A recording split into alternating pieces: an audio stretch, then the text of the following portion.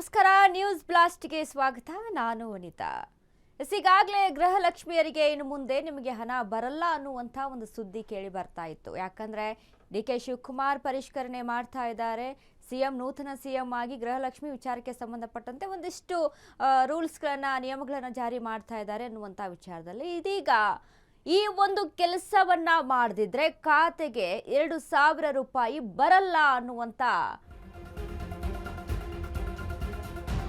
ಗೃಹಲಕ್ಷ್ಮಿಯರಿಗೆ ಇನ್ನು ಮುಂದೆ ನಿಮಗೆ ಹಣ ಬರಲ್ಲ. ಯಾಕಂದ್ರೆ ನೀವು ಈ ಒಂದು ಕೆಲಸವನ್ನ ಮಾಡದಿದ್ರೆ ಖಾತೆಗೆ 2,000 ರೂಪಾಯಿ ಬರಲ್ಲ. ಗೃಹಲಕ್ಷ್ಮಿ ಹಾಗೂ ಗೃಹ ಜ್ಯೋತಿ ಯೋಜನೆ ಸದ್ಯಕ್ಕೆ ಬಂದ್ ಆಗಿದೆ.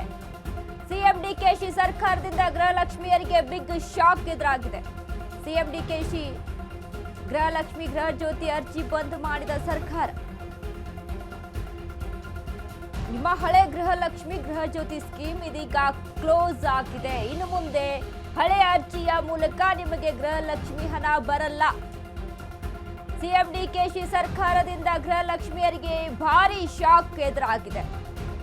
ಇನ್ನು ಮುಂದೆ ಗೃಹಲಕ್ಷ್ಮಿ ಬೇಕಂದ್ರೆ ಏನ್ ಮಾಡಬೇಕು ಗೊತ್ತಾ?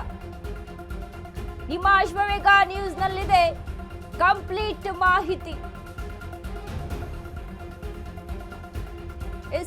ಗೃಹಲಕ್ಷ್ಮಿಯರಿಗೆ ಇನ್ನು ಮುಂದೆ ನಿಮಗೆ ಹಣ ಬರಲ್ಲ. ಯಾಕಂದ್ರೆ ನೀವು ಈ ಒಂದು ಕೆಲಸ ಮಾಡಬೇಕು.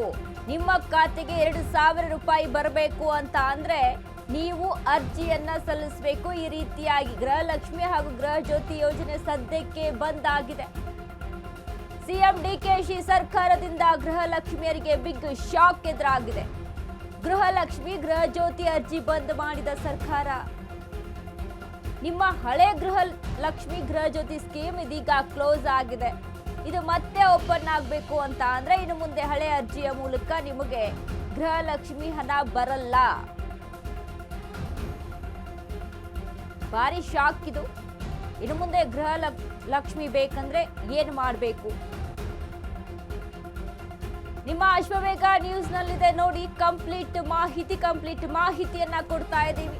ಗೃಹಲಕ್ಷ್ಮಿ ಗೃಹ ಜ್ಯೋತಿ ವಿಚಾರಕ್ಕೆ ಸಂಬಂಧಪಟ್ಟಂತೆ ಈಗಾಗಲೇ ಪರಿಷ್ಕರಣೆ ಮಾಡಲಾಗಿದೆ ಅಂತ ಹೇಳ್ತಾ ಇರುವಂತಹ ಡಿ.ಕೆ. ಶಿವಕುಮಾರ್. ಅಂದ್ರೆ ಯಾರಿಗೂ ಕೂಡ ಬಂದ್ ಆಗೋದಿಲ್ಲ, ಯಾರಿಗೂ ಕೂಡ ಬಂದ್ ಮಾಡೋದಿಲ್ಲ. ಬಟ್ ಅಕ್ರಮ ಅಂತ ಅಂದ್ರೆ ಈಗಾಗಲೇ ಡೆತ್ ಆಗ್ಬಿಟ್ಟಿರ್ತಾರೆ, ಅವರ ಖಾತೆಗೆ ಹಣ ಹೋಗ್ತಾ ಇರುತ್ತೆ. ಅಥವಾ ಈ ತರ ಒಂದೇ ಮನೆಯಲ್ಲಿ ಡಬಲ್ ಖಾತೆಗಳಿಗೆ ಹಣ ಹೋಗ್ತಾ ಇರುತ್ತೆ. ಮನೆಯ ಯಜಮಾನಿಗೆ ಮಾತ್ರ ಗೃಹಲಕ್ಷ್ಮಿ 2,000 ರೂಪಾಯಿ ಹೋಗ್ಬೇಕು. ಬಟ್ ಇಲ್ಲಿ ಒಂದೇ ಮನೆಯಲ್ಲಿ ಎಷ್ಟು ಜನಕ್ಕೆ ಹೋಗ್ತಾ ಇದೆ?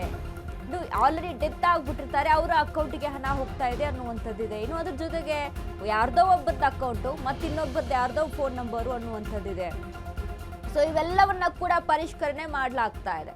ಈಗಾಗಲೇ ಡಿ.ಕೆ. ಶಿವಕುಮಾರ್ ಅವರು ಹೇಳ್ತಾ ಇರುವುದು 100 ಕೋಟಿ ರೂಪಾಯಿ ಹಣ ಸುಮ್ಮನೆ ಬೇರೆ ರೀತಿಯಲ್ಲಿ ಹೋಗ್ತಾ ಇದೆ. ಅಂದ್ರೆ ಡೆತ್ ಆದವ್ರಿಗೆ ಅಕೌಂಟ್ ಆಗಿರ್ಬೋದು ಅಥವಾ ಇನ್ನಿತರ ಸಮಸ್ಯೆ ಆದವ್ರಿಗೆ ಆಗಿರ್ಬೋದು, ಈ ರೀತಿಯಾಗಿ ಹೋಗ್ತಾ ಇದೆ ಹಣ. ಇದು ಪರಿಷ್ಕರಣೆ ಮಾಡಬೇಕು ಅಂತ ಹೇಳಲಾಗ್ತಾ ಇರುವಂಥದ್ದು. ಹೀಗಾಗಿ ಡಿ.ಕೆ. ಶಿವಕುಮಾರ್ ಹೇಳ್ತಾ ಇರುವಂಥದ್ದು ಹೊಸ ಅರ್ಜಿಯನ್ನ ಸಲ್ಲಿಕೆ ಮಾಡಬೇಕಾಗುತ್ತೆ. ಹಳೆ ಅರ್ಜಿಗೆ ನಿಮಗೆ ಹಣ ಹೋಗೋದಿಲ್ಲ. ಹೀಗಾಗಿ ಮತ್ತೊಂದು ಅರ್ಜಿಯನ್ನ ಸಲ್ಲಿಕೆ ಮಾಡಬೇಕು. ಈಗಾಗಲೇ ನಾವು ಅರ್ಜಿ ಸಲ್ಲಿಸಿಬಿಟ್ಟಿದ್ದೀವಿ, 2,000 ರೂಪಾಯಿ ಬರ್ತಾ ಇದೆ ಅಂತ ಅಂದ್ರೆ ಇಲ್ಲ.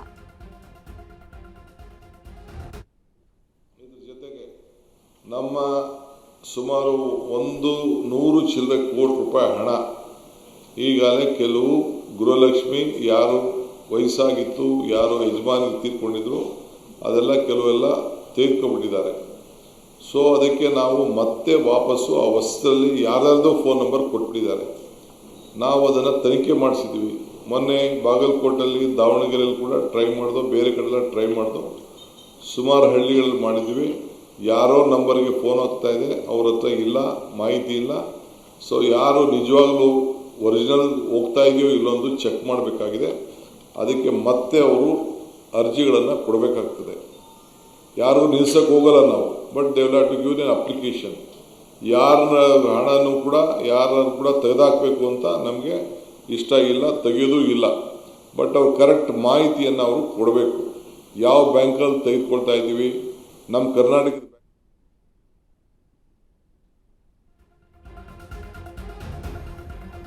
ಗೃಹಲಕ್ಷ್ಮಿ ಗೃಹ ಜ್ಯೋತಿ ಪರಿಷ್ಕರಣೆಗೆ ಸರ್ಕಾರ ಗ್ರೀನ್ ಸಿಗ್ನಲ್ ಅನ್ನ ಕೊಟ್ಟಿದೆ. ಮೃತರ ಹೆಸರಿನಲ್ಲಿ ಈವರೆಗೂ 100 ಕೋಟಿ ದುರುಪಯೋಗ ಆಗ್ತಾ ಇದೆ ಅಂತ ಹೇಳಲಾಗ್ತಿದೆ. ಸತ್ತವರ ಹೆಸರಿನಲ್ಲಿ ಕೋಟಿ ಕೋಟಿ ಹಣ ಲೂಟಿ ಆಗುತ್ತಿತ್ತಂತೆ. ಸೊ ಹಾಗಾಗಿ ಪರಿಷ್ಕರಣೆ ಮಾಡ್ತಾ ಇದೀವಿ, ಗ್ಯಾರಂಟಿ ದುರುಪಯೋಗ ತಡೆಯಲು ಆಪರೇಷನ್ ಗೃಹಲಕ್ಷ್ಮಿಯನ್ನ ಕೈಗೊಂಡಿದ್ದೀವಿ ಅಂತ ಹೇಳ್ತಾ ಇದ್ದಾರೆ. ಮನೆಗೆ 200 ಯೂನಿಟ್ ಫ್ರೀ ಕೊಟ್ರೆ ಅದು ದುರ್ಬಳಕೆ ಆಗ್ತಾ ಇದೆ. ಅಂಗಡಿ, ಜೆರಾಕ್ಸ್ ಸೆಂಟರ್ನಂತಹ ಬೇರೆ ಬೇರೆ ಶಾಪ್ಗಳಿಗೆ ದುರ್ಬಳಕೆ ಆಗ್ತಾ ಇದೆ ಅಂತ ಡಿಕೆ ಶಿವಕುಮಾರ್ ಹೇಳ್ತಾ ಇದ್ದಾರೆ. ಹೀಗಾಗಿ ಎಲ್ಲದರ ಕಡಿವಾಣಕ್ಕೆ ಡಿಕೆ ಸರ್ಕಾರ ಕಠಿಣ ನಿರ್ಧಾರವನ್ನ ತೆಗೆದುಕೊಂಡಿದೆ. ಗೃಹಲಕ್ಷ್ಮಿ ಗೃಹಜ್ಯೋತಿ ಬಂದ್, ಹೊಸ ಅರ್ಜಿಗೆ ಅವಕಾಶ. ಇನ್ನು ಮುಂದೆ ನಿಮ್ಮ ಹಳೆ ಅರ್ಜಿ ಮೂಲಕ ಗೃಹಲಕ್ಷ್ಮಿ ಹಣ ಬರಲ್ಲ, ಹೊಸ ಅರ್ಜಿಯನ್ನ ಸಲ್ಲಿಕೆ ಮಾಡಬೇಕು. ಇನ್ನು ಮುಂದೆ ಆನ್ಲೈನ್ ಸೆಂಟರ್ಗೆ ಹೋಗಿ ಅರ್ಜಿ ಹಾಕಲೇಬೇಕು. ಗೃಹಲಕ್ಷ್ಮಿ ಬೇಕಂದ್ರೆ ಹೊಸದಾಗಿ ಅರ್ಜಿ ಸಲ್ಲಿಸೋದು ಕಡ್ಡಾಯ. ಇಲ್ಲಿ ಆನ್ಲೈನ್ನಲ್ಲಿ ಅರ್ಜಿ ಹಾಕಿದ್ರೆ ಮಾತ್ರವೇ 2,000 ರೂಪಾಯಿ ಬರುತ್ತೆ. ಆಲ್ರೆಡಿ ನಾವು ಅರ್ಜಿ ಕೊಟ್ಬಿಟ್ಟಿದ್ವಿ, ಈಗ ಆಲ್ರೆಡಿ ನಾವು ಗೃಹಲಕ್ಷ್ಮಿ ಹಣವನ್ನ ತೆಗೆದುಕೊಳ್ತಾ ಇದೀವಿ, ಗೃಹ ಜ್ಯೋತಿ ನಮ್ಮ ಮನೆಗೆ ಬರ್ತಾ ಇದೆ ಅಂತ ಕೈ ಕಟ್ಕೊಂಡು ಕೂತ್ರೆ ಆಗಲ್ಲ. ಹೊಸ ಅರ್ಜಿಯನ್ನ ಸಲ್ಲಿಕೆ ಮಾಡಲೇಬೇಕು.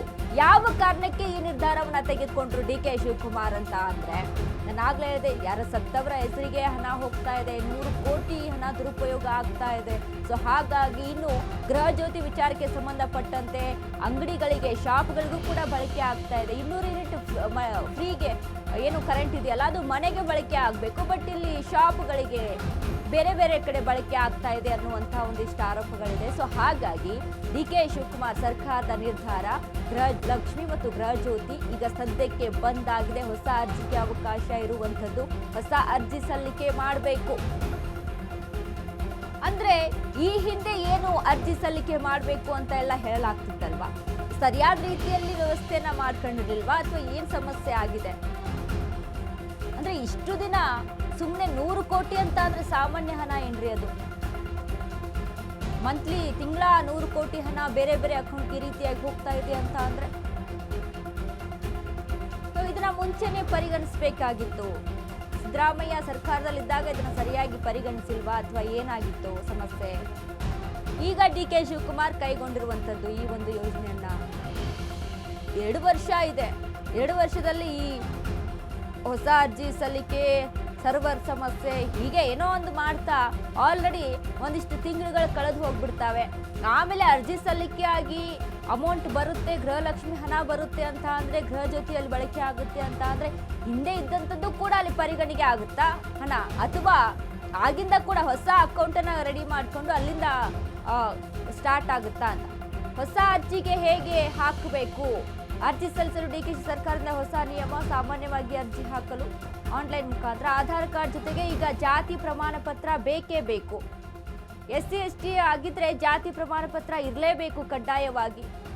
ಗೃಹಲಕ್ಷ್ಮಿ ಬೇಕಂದ್ರೆ ಹೊಸ ಅರ್ಜಿ ಸಲ್ಲಿಸೋದು ಕಡ್ಡಾಯ. ಇನ್ನು ಅರ್ಜಿ ಸಲ್ಲಿಸಲು ಡಿಕೆಶಿ ಸರ್ಕಾರದಿಂದ ಹೊಸ ಸಾಮಾನ್ಯವಾಗಿ ಅರ್ಜಿ ಹಾಕಲು ಆಧಾರ್ ಕಾರ್ಡ್ ಇರಲೇಬೇಕಾಗುತ್ತೆ. ಆಧಾರ್ ಕಾರ್ಡ್ ಜೊತೆಗೆ ಈಗ ಜಾತಿ ಪ್ರಮಾಣ ಪತ್ರ ಕೂಡ ಬೇಕು. SC ST ಆಗಿದ್ರೆ ಜಾತಿ ಪ್ರಮಾಣ ಪತ್ರ ಕಡ್ಡಾಯ. ಅರ್ಜಿ ಸಲ್ಲಿಸುವಾಗ 5 ರೂಪಾಯಿ ಶುಲ್ಕವನ್ನ ಕೂಡ ಪಾವತಿಸಬೇಕು. ಗ್ರಾಮ 1 ಸೇವಾ ಸಿಂಧು ಕೇಂದ್ರಗಳಲ್ಲಿ ಅರ್ಜಿ ಹಾಕಬಹುದು.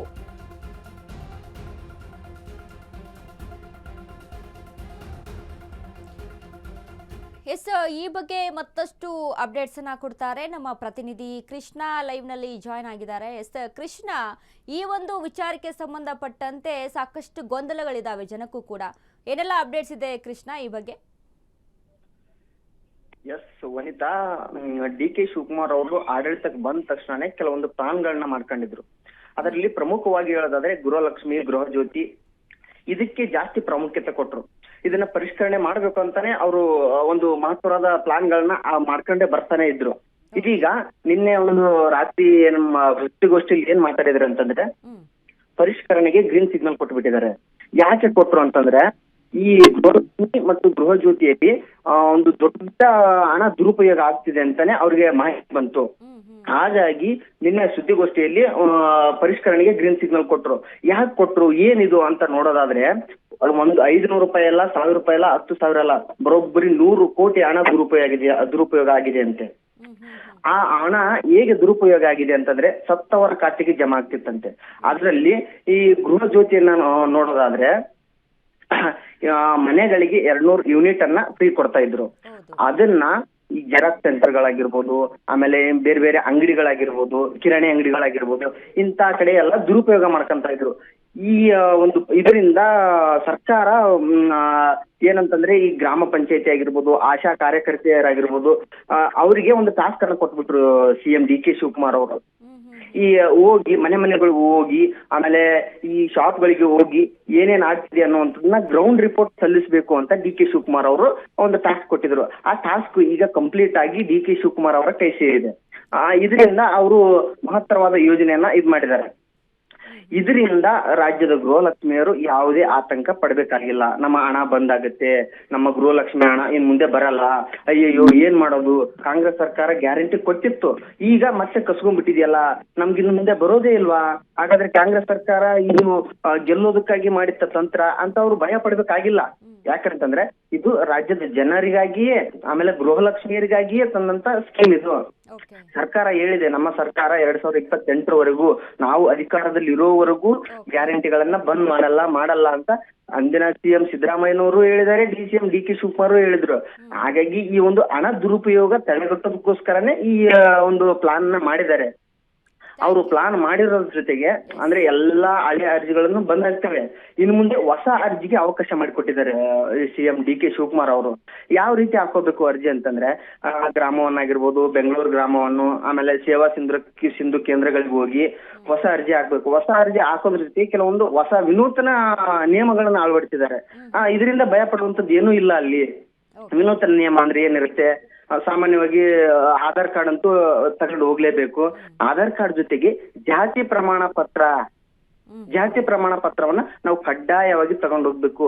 ಅದ್ರ ಜೊತೆಗೆ ಇನ್ನೊಂದು ಅಂದ್ರೆ ಈ ಸತ್ತವರ ಹೆಸರಿನಲ್ಲಿ ಏನು ಕೋಟಿ ಹಣ ಜಮೆ ಆಗ್ತಿತ್ತಲ್ಲ, ಅದನ್ನ ತಡೆಗಟ್ಟೋದಕ್ಕೋಸ್ಕರ ಬಯೋಮೆಟ್ರಿಕ್ ಸೇವೆನ ತಂದಿದ್ದಾರೆ ಅವರು.